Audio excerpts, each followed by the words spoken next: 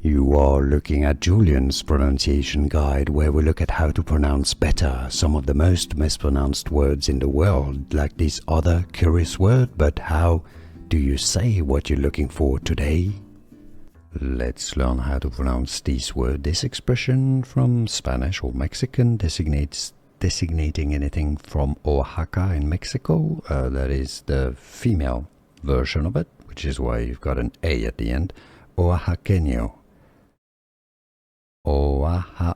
Oaxaqueño is masculine, sorry. Oaxaqueña. Oaxaqueña. Oaxaqueña. Here are more videos on how to pronounce more confusing words and names too many mispronounced. Like this video if you found it useful. I appreciate your support. I'll see you soon and thanks for watching.